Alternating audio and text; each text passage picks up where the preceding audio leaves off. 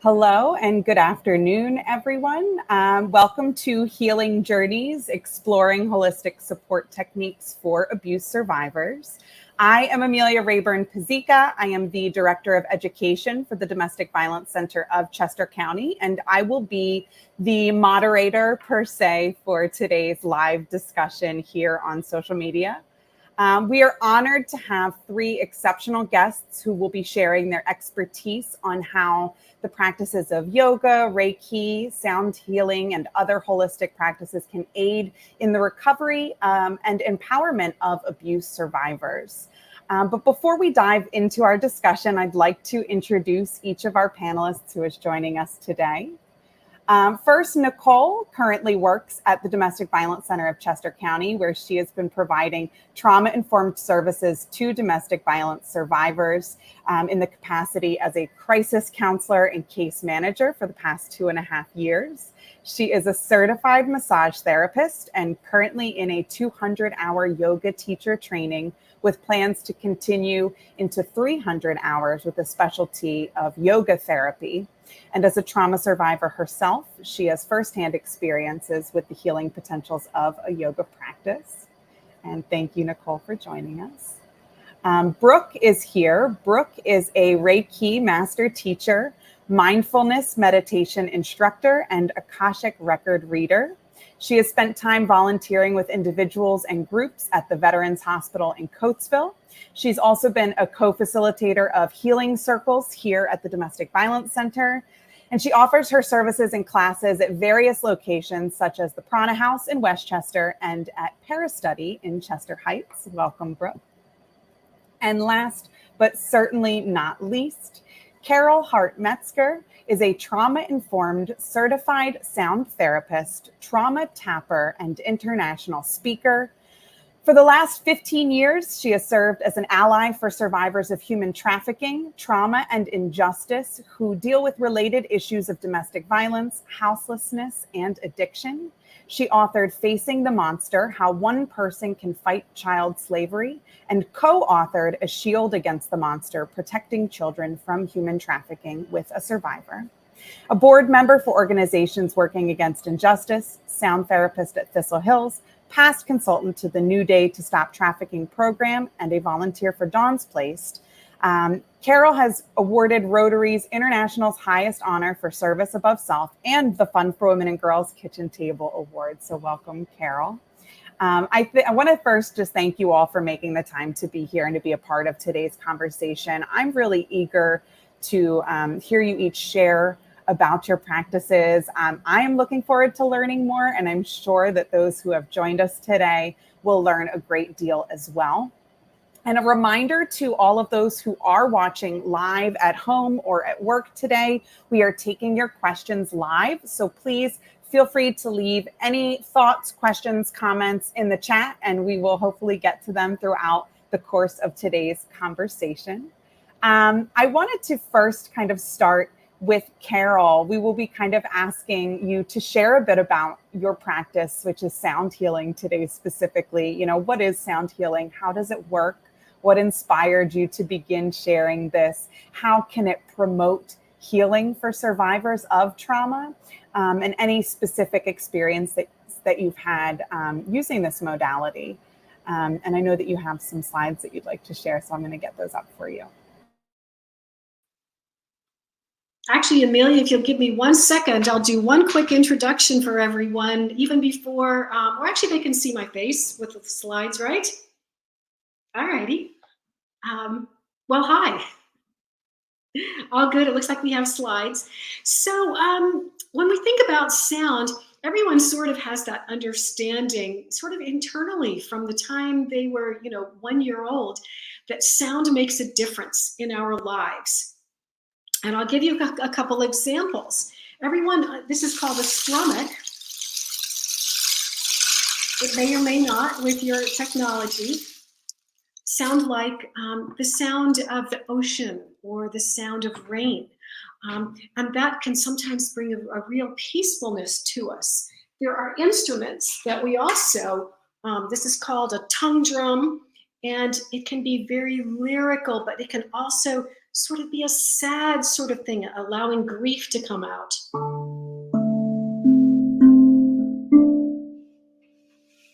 And of course, I call him my partner in sound work. This is Elton. You can see him. Let's see if I can get Elton here in the picture. Elton is a frog rasp, and Elton can tell you what it's kind of like to remember what it is to have a good beat. Or he also goes ribbit. Many of you may remember using a frog rasp, maybe in elementary school music or something like that. But the truth is, Elton makes adults laugh too. So Elton comes with me on presentations, drum circles, and anytime we go anyplace interesting, he's part of it. Rather than give you a definition right away, I'll go ahead and share with you a couple of stories. They are real people. They are not real names.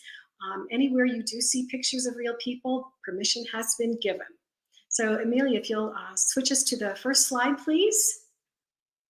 So one way that sound therapy is very useful is with a situation with a woman we'll call Linnea. Sadly, it is a story that anyone who works in the field of trauma and women understands. Linnea was abused, she was adopted, and she was in turmoil for most of her life. She found Romeo, always looking for love. She found Romeo, and unfortunately, Romeo's promises to love her did not continue. She was a victim of domestic violence, is now a survivor of domestic violence, and she was also a victim and survivor of human trafficking. She was sold for sex. She was referred to Thistle Hills, where I am a certified sound therapist. Thistle Hills, for those of you who don't know, is Chester County's only home that's designated for women survivors of human trafficking. Part of what she engaged in was sound therapy. So Amelia, if you can put up the next slide, please.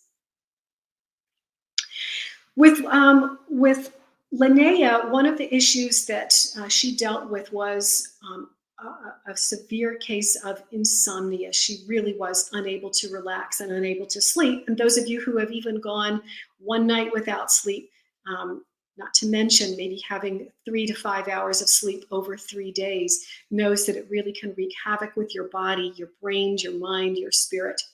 So one of the things we did with her was, and the group that she was in was crystal singing bowls. Many of you have attended a sound bath, they are called, and sometimes those are with crystal singing bowls, the great-great-great-grandchildren of Tibetan or Himalayan metal singing bowls that were considered medicine 5,000 years ago.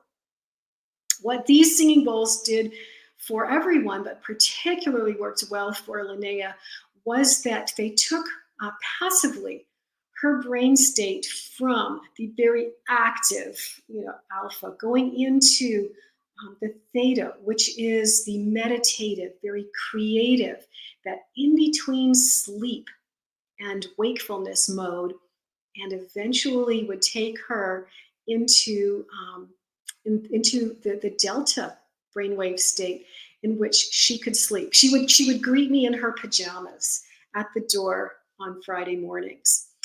I'm really happy to say that with Linnea, it worked well, along with a whole combination of other things.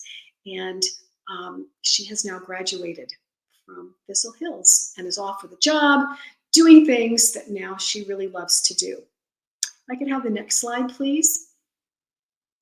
Jasmine's story was somewhat similar. She did have a family history of intergenerational commercial sexual exploitation. She was addicted and sold also, and also came to Thistle Hills. Hers was a very different problem, and that was she could not let go. She couldn't focus. She could sometimes sleep. That wasn't her issue, but she needed something else. If you could give us the next slide, please. And that was drum circles. You can see Elton there was a big part of her or is a big part of her recovery. Drum circles can bring about focus and engagement. They can also bring about a sense of belonging when we're all listening to each other. We're listening to the beat and we're doing call and response. There's not just that focus, there's a listening that kind of requires being together. It brings that sense of belonging. It also brings a lot of fun and laughter without medication. Next slide, please. So what is sound therapy? The definition is that it uses elements of sound, music, vibration, rhythm, melody, tones, noise, and even silence that contributes to wellness. It is active and passive, meaning that we can actively participate by hitting Elton or playing a drum, but it is also passive to a certain extent. Listening, when you listen to Crystal singing bowls, you're not really doing anything but lying there, supposedly, but you're responding to the sounds and the vibration. And of course, as you're playing music together, you're ringing heart chimes or whatever, you are actively listening to hear what someone else is doing. I do call it an additional holistic therapy, like some of the other folks with this. I don't call it alternative because too many people think that it would be easy to, well, let's just trade this up for medical professional health care. Don't do that. It does work. It can lift moods. It can reduce anxiety. It can help you ground, give a sense of belonging, and improve memory. And help control. It also helps movement control in people who maybe have Parkinson's or other motor difficulties, but all sorts of great things that research is actually showing that this is real. Next slide, please. I also use trauma tapping technique, which is a rhythmic tapping of acupressure points. For the sake of time, we won't go into that. But that is also another way to reset the autonomic nervous system. Next slide. So the benefits. There's some wonderful benefits that why it's such a good additional therapy. It can be done in groups, so that makes it cost effective. It doesn't require talk. It's important for people to talk, but with a particular type of cognitive talk therapist, so that a survivor does not re-traumatize through telling the story too often and really ingraining that story in the brain. Sound therapy goes almost anywhere. A lot of my stuff, you can take it. The tongue drum will go in a backpack. It works well in combination with other, whether it's forest bathing or yoga.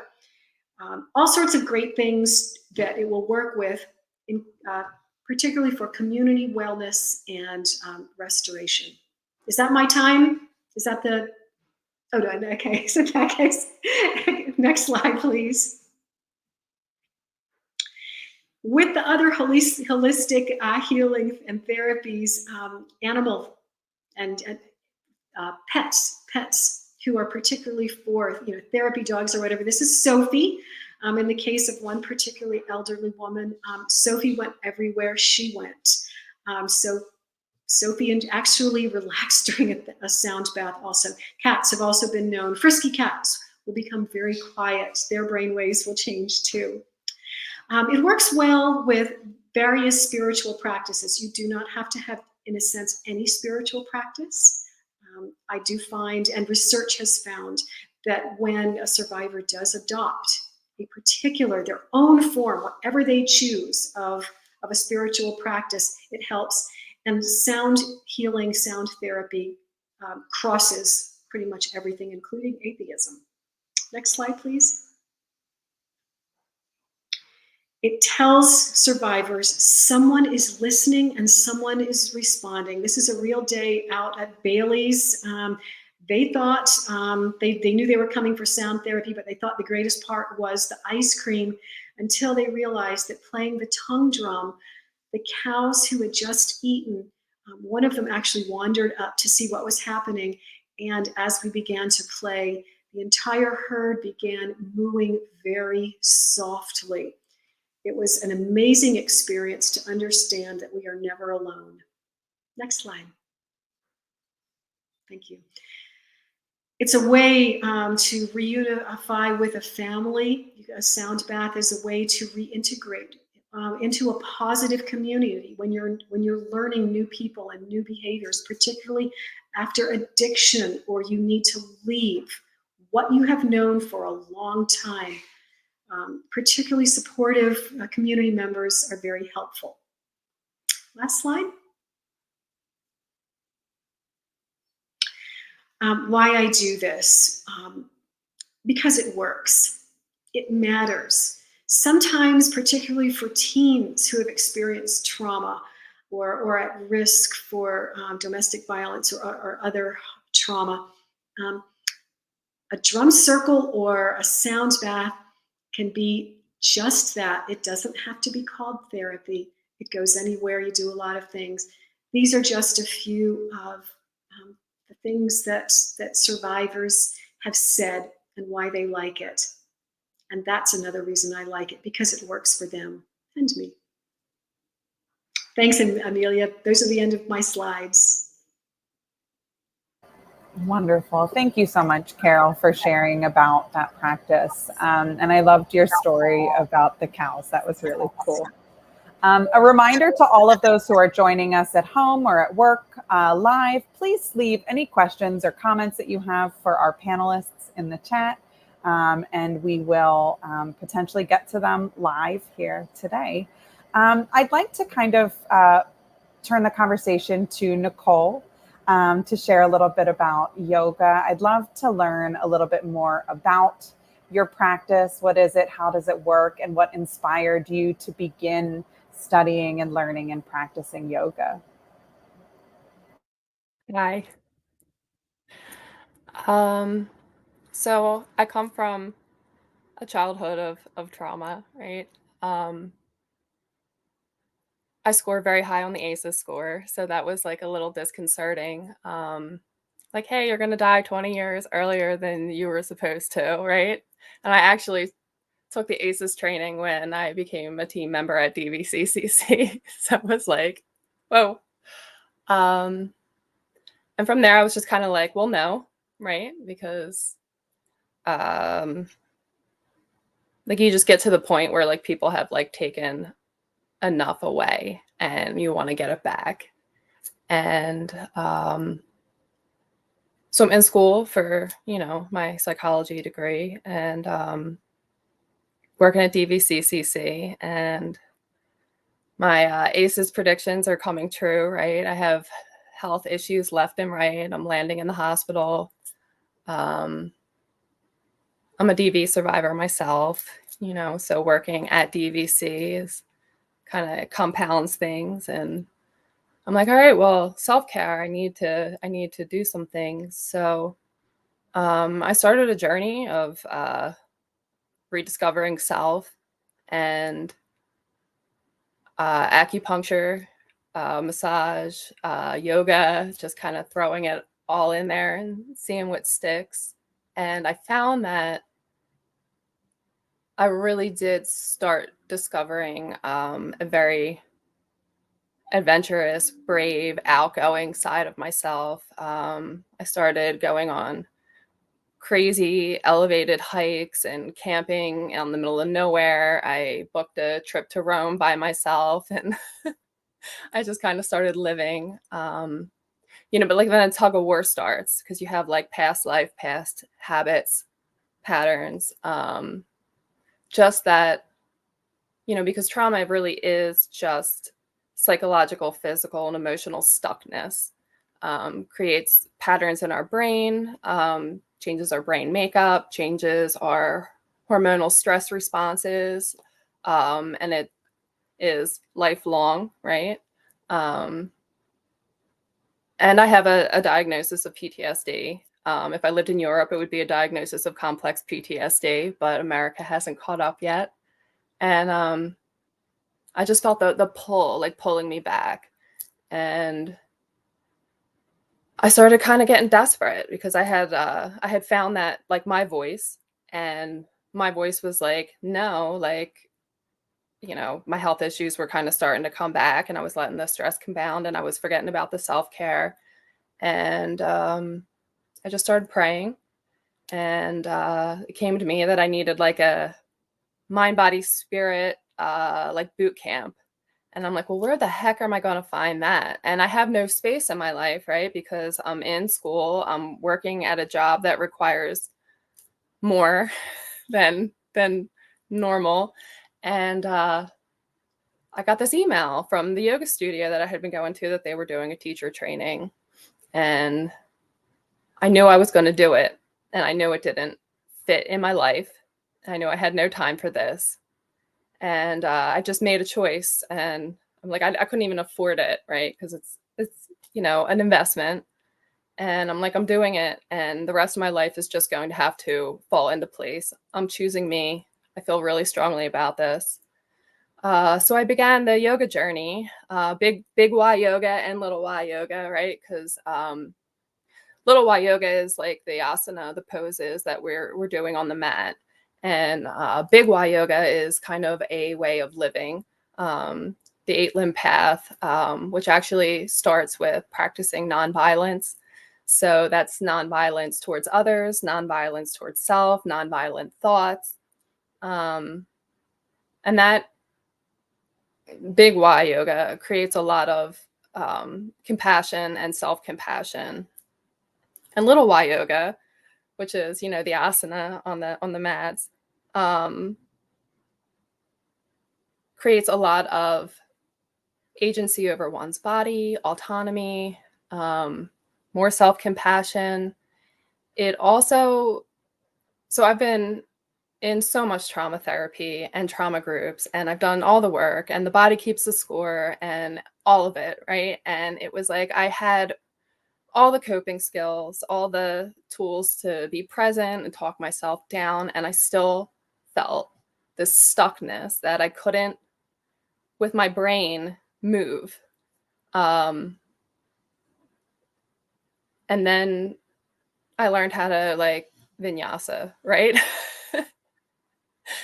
And like something just started happening, and it became evident to myself, everyone around me. Why is Nicole so calm? What's this piece? Why isn't she reacting? Does she even care anymore? We don't know, right? And it just got easier and easier to choose me, in each moment, no matter where I am. And for people, myself, but also, in talking with a lot of clients, that's not something we're good at. We're not good at like, this is me, this is my voice. Just from a long history of oppression and being made wrong and gaslighting, and you come out of like an abusive relationship like, I'm sorry I exist. I'm so sorry that I've ruined your life by existing. And it's not the case. What else did you want me to talk about, Amelia? No, I first want to thank you so much for sharing that personal experience, because I think that's just so important. Not only are the individuals who are engaging in these practices as teachers and leaders, not only are they promoting this practice among survivors, but being able to speak to the impact that it's personally had on you, I think is huge. It's not just like, do as I say, it's like, do as I do also. I'm not just telling you that this works, I'm living proof that it's working for me on a regular basis. So I appreciate you sharing that personal, perspective of it. I'd love to know a little bit about how yoga can promote healing for survivors of trauma. Sure. And I love that you spoke of the book, The Body Keeps the Score, because I think that that's just such an important piece of it when we talk about how trauma is stored in our bodies. And I think yoga is such an important practice when it comes to helping with that. Absolutely. So there's a couple different schools of thought around this, and I think that they're all true. So one is just the theory that we store trauma in our hips. I agree with that theory just because every time you put me in pigeon, other than recently, sobbing would happen, right? Because it's a pretty good hip opener. I also did like some somatic, hip openers, like trauma healing. And within like 24 hours was noticing massive changes. So when we experience trauma, we have, our reptilian brain, the back of our brain, has a fight, flight, freeze, fawn, response. And when it's flight or fight, we release all of these hormones and chemicals into our body to help us run, to help us get away, right? Escape the saber-toothed tiger. And when we sit with that, it gets stuck. And our brain's like sending these signals to our body to tighten up, to block things, to run. And unfortunately, once you have one trauma, it's so easy to just repeat that pattern in your body of storing the trauma. The other part is in our brains. So our brains carve out neural pathways on how we're going to react, and then we get like triggers. So there's things that we think are saber-toothed tigers that are not. I don't know if anybody's seen that meme. I love it, where it's like, can you tell my brain that I'm not being chased by a saber-toothed tiger? I'm just late for an appointment. So that's where we have like, anxiety, panic, even depression, like all these ways of being kind of come out of that trauma. And they pattern. So for the brain part, it's really great because in yoga poses, we're put into fight or flight in some of them. They're difficult. And then comes the breath, right? The prana, the life breath, where we're breathing it in and literally retraining our brains in the time of that fight or flight response. Like, hey, I'm okay. And not only am I okay, like I look like bad A, like doing this pose, like looking at myself in the mirror.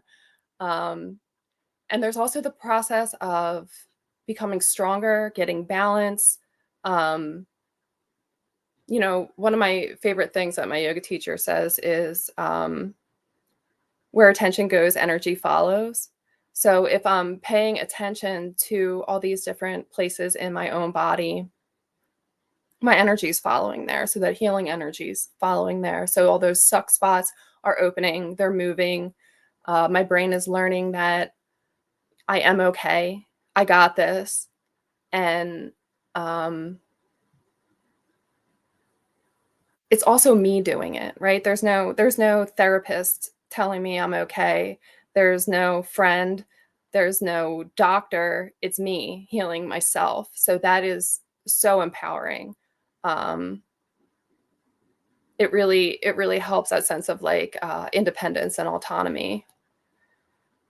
How does that answer? Absolutely. Thank you so much, Okay. Nicole.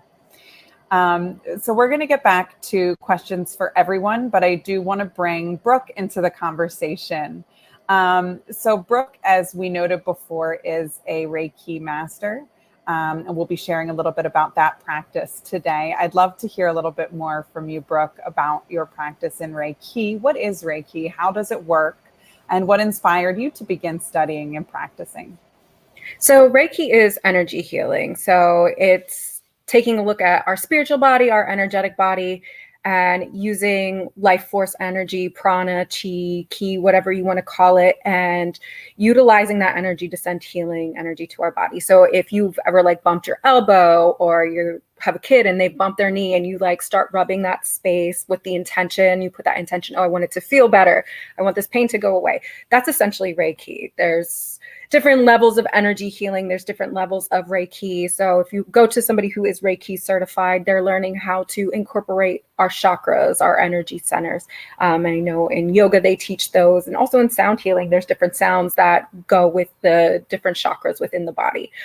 So this is a way to place hands, and you can even send energy. Like most of my clients, I don't even touch. I just hold my hands above in their aura, in their energetic field, usually aligning with their intention for healing, or, you know, whatever they're calling upon for their intention. Reiki can bring about relaxation. It's very meditative. It's low impact. So if you're not okay with people touching you, if you just are going for pain relief, it can help with anxiety. It can help with depression. It can help with all of those anxiety, fight or flight kind of energies that we have, and take our body out of it. But it also offers a way to gently clear the energy. So yoga is the practice that you're physically moving a lot of that energy that's stored within the body, those trapped emotions, those stuck traumas. And Reiki is like that gentle touch that's like sending that healing frequency there, somewhat like sound healing without all the sound, but sending the energy to that spot, sending the energy to those different locations. You may pick up on like different emotions that are trapped in there. Like for me, there's times where I've had clients who are stuffing down emotions into certain areas of their body, and I will just cry the emotions that they haven't felt. So it is, as a practitioner that does it, it can be emotionally draining because you're taking in a lot of stuff that people haven't felt, but it's also like great to know, like I'm helping people shift this energy. I can give them a different viewpoint. It's a multidimensional kind of viewpoint to look at where we're holding things in our body and releasing that energy, or allowing that energy to flow more harmoniously through us to promote that healing. So sometimes not necessarily direct, but you might feel the release. You may not know what it's associated with, but you're letting it go in some sort of way. And Brooke, what inspired you to begin studying and practicing Reiki? It's one of those things where like your higher self is always guiding you to like where you need to go. I went to college for physical therapy, realized that that was just not for me. And I started working at Chester County Hospital, and they had a little like group of nurses within Chester County Hospital. They're called Relationship Focused Care. And it was a group of different nurses from different floors, and some of them were attuned to Reiki and were practicing it on patients within the hospital. And I thought, oh, that's really cool. So I researched it, took a class on Reiki level 1, and I was like, oh, this is very cool. And Reiki level 1's more about like self-healing. So learning the different chakras, the emotions, the physical nature that's attached to those emotions, as well as like physical parts within your body, and working on your own self-healing. And shortly after I was attuned to Reiki, we go through like different initiations, I feel like, if we're being healers, where we experience our own situations. I ended up tearing my ACL and my meniscus skiing, and was able to utilize Reiki to help ease the pain. I was in Vermont and had to get back to Pennsylvania in order to see a doctor. And I like experienced the pain relief benefits of it. And as I was in rehab and like care after surgery, I dove into the chakras and what utilizing Reiki and the chakras and all of that aspect. And that was very fascinating to me. And over time that grew and grew to the point where I no longer wanted to work at Chester County Hospital anymore. I wanted to offer Reiki healing to other people. In doing so, I helped facilitate healing circles through the Domestic Violence Center. But in doing that, I learned that I was in an abusive relationship. I didn't understand what emotional and mental abuse was because it was the same that I had grown up in. So utilizing Reiki and meditation and different modalities of healing really helped me process a lot of that past trauma that I was holding on to, but also those cycles that I was holding on to, in order to be like, okay, I need to step out of this. I need to remove myself from this situation. Unfortunately, I went through that situation during COVID. So I couldn't leave the house. I didn't have any place to go. It was not a very great situation. I have 3 young children who were present for all of it. And what started off as verbal and mental and emotional kind of abuse throughout the day and the weeks as like the tensions grew, it did become physical. And unfortunately, they had to bear witness to that. But it was through utilizing Reiki that I was able to keep myself grounded more, to keep myself from having those moments of like freaking out or like giving that energy back, but holding that space for myself. Once I was finally able to remove myself from that space, because it's difficult to heal in the spaces where you got sick, so to speak, I was able to really dive into those darker aspects of myself. How do I keep manifesting this? Where did this all start from? How can I release this so I'm not replaying this in future relationships? And Reiki has a way of leading you to those places, things, whatever you need in a way, maybe not necessarily in that healing session, but it almost like plants a seed for you in order to find the path that you need to take or have the healing or the release that you need. And through my journey with spiritual healing and energy healing, I was able to heal a lot of that trauma, notice a lot of my triggers, notice a lot of the places and spaces where I was physically holding those things. Even now, I still healing through some of those triggers of like, okay, no, I'm safe now. Like, it's a nice gentle reminder of that, but it's also a way to help, you can utilize Reiki to help boost your confidence. It's like having your own like little magic powers within your hands and within your vessel, and be able to channel the different energies that you need through your chakras or even through your hands. So that led me to where I am. Thank you so much. I really want to thank each of you for being so transparent about your own lived experiences and journeys and finding these holistic methods and spiritual methods and practices to kind of address the trauma that you've faced in your own lives and process those things. So I want to thank you for being vulnerable and open with our community and in this space. So in that, I just wanted to open it up. I know that we've shared a lot of our personal experiences thus far. I know that Carol's shared some experiences with some of her survivors that she's worked with. I'd love to see if there's any additional, so this is open for any of our panelists, any specific experiences that you can think of that you'd love to just share when it comes to utilizing these practices or methods with survivors and the impact that that has had on those survivors. For me recently, I did have a client who came in who was dealing with like clearing a lot of the mental and emotional abuse aspects. Being able to remind her that she's worthy of receiving love, I think was probably one of the most impactful things that I have been able to offer. Just her face and the tears that came up when that realization occurred to her, like, oh, I am worthy of receiving love. Because when we go through those traumatic experiences, it really breaks down our spirit, it breaks down our soul. So realizing like, oh, I am worthy of love. I'm worthy of unconditional love. I'm worthy of healing from this and growing, and I'm awesome. Like, so I think a lot of these practices help people shift that mentality. And it does take work. It's not an overnight fix, but it is nice to have that gentle reminder. And these are gentle modalities in order to help you process those emotions and process through those different limiting beliefs that we've placed upon ourselves, but also that we've allowed other people to place on us. So.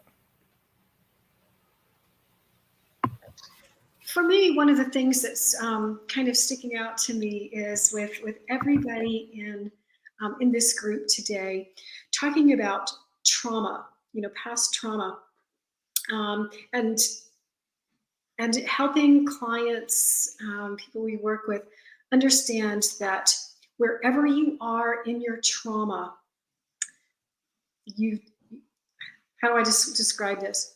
It's yours. Never belittle it. Never compare it to anyone else's. You are still worthy, and you can be part of all of these healing modalities we're talking about. I know that for myself, it took a long time. I mean, and repressed memories, you don't even know sometimes what trauma you've been through until you've been through a lot of work. But even my ACE score came out low. I thought, God, I'm not worthy even to, really work on it for, a long time, because it's only a 2. It's only a 2. Okay, no. So I love what you said about, you're worthy. This is not a comparison. It is not a race. if if you feel your chakras differently, if you see colors in a sound bath or whatever. One of my clients just needed to hear that, she distanced herself, and I get that. Ooh, I get that. That it was okay. Whatever she brought to the table was fine.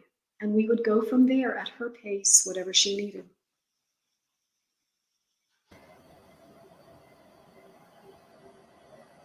So I haven't worked with any clients yet at DVCCC, so you can hit me back on it in September. Thank you, Nicole. And I love, though, what we're all kind of coming back to here is this concept of empowerment and like self-empowerment. At the Domestic Violence Center, as some of you may know, our motto is freedom through empowerment. And one of our biggest goals, one of the things that we share in our education programming is if you care about someone, a loved one, a friend, and you see that they're going through a potentially abusive relationship or situation, a lot of times we get the question, how do I help them? And the number one thing that we encourage them to do is try and build up that individual's self-worth again, right? And empower them, because abuse is something, it's a systemic pattern of disempowering a person, stripping them of their sense of self-power, of confidence, of self-worth. And I agree. I do think that these practices, one of the most important things is bringing back self-worth, confidence, self-love. Each of these practices is engaging in self-love and care and providing positive, loving energy to ourselves. I love Nicole's journey. She provided it to herself before she then began to learn and put in the hours to provide that, kind of practice to another individual. And then I love what Carol noted is the word practice is so important in these sessions. It's, one thing I learned through my own yoga practice is like, never judge yourself against the person that you're doing yoga next to, and never judge yourself against who you were yesterday doing yoga. Yesterday I felt like I was doing really well at this, and today I'm having a harder time with it. Understanding that each of these modalities that we've discussed today is a practice, and something that Nicole said before we came online live, I kept saying, you all are experts. Nicole said, we're not experts, every day we have to work on these things. So every day is this practice. And I think that that's such an important thing to remind those who are tuning in. If you've never tried these things before and you're just now starting, we all start somewhere, and we, have to practice each day to create these healthier patterns in our lives. But to really engage in the impact that this has. I can't go to just one yoga class and feel healed and moved forward and ready to, conquer the world. I don't go to just one Reiki session, one sound bathing session and feel 100%, all right, done, never have to do that again. It's a practice. It's a regular thing to engage in. And so I really want to encourage everyone tuning in to start that practice wherever they're at, and continue it, because it is one of those things, as we've all seen here, has such a positive impact on the individuals who have been through trauma, the individuals that serve others through trauma. And I also like what Carol said is, don't discount yourself. If you're sitting here thinking, well, I don't think I've been through trauma, but I do think this could help me. We all welcome you to engage in this practice, regardless of where you're coming from in your life. I'd love to open it up if there's any last, words or notes that you'd like to leave us with to our panelists, but I'd also like to give each of our panelists who's interested an opportunity to share how our followers and our audience today can find you.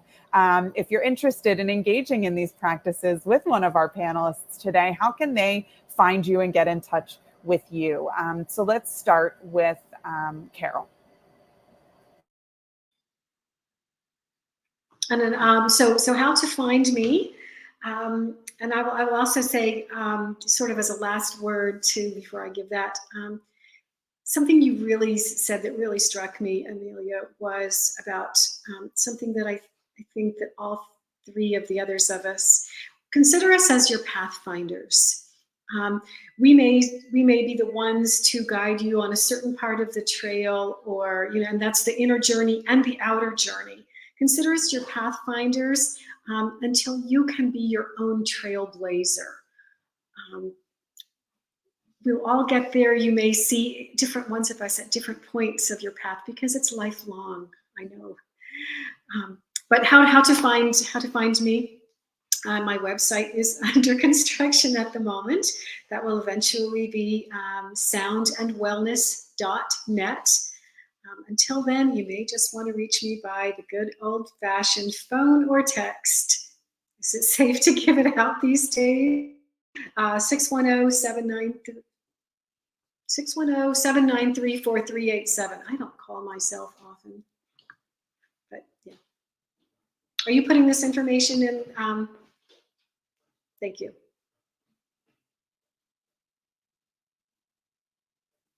Is that number right? Good. Yes, it is.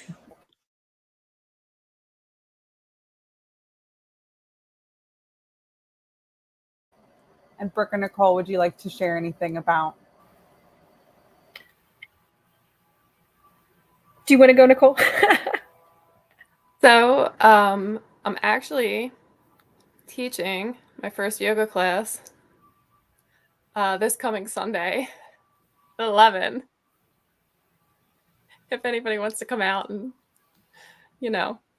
provide support. And where will you be hosting it? Right. So my yoga teacher training and where I practice yoga is at Weeby Yoga Studios in Warrington. I don't have the phone number offhand, but you can look it up online. It's like we, and then B, and then yoga.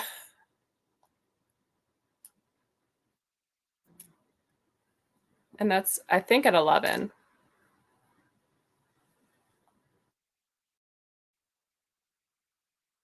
I'm done. So my website is in transition, but I'm offering readings for the Akashic Records, which is something that I also do, tomorrow evening at a place called Parastudy in Chester Heights, and on Friday evening at a place called the Naked Lady Studios in Chadds Ford. And then coming up in July, I will be offering different readings and healing services at the Prana House in Westchester. I am bookable online. You can visit my Instagram and DM me directly there at I am Brooke Marie, or you can email me at brookespiritualhealing.com.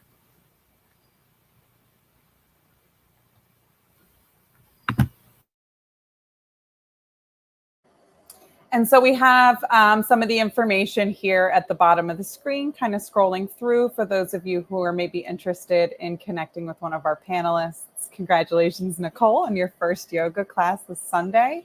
So you can find Nicole at Weeby Yoga at 11 a.m. on Sunday the 30th in Warrington, PA. You can reach Carol at 610-793-4387. And you can find Brooke on Instagram at I am Brooke Marie and learn more. She has several services available at several locations countywide.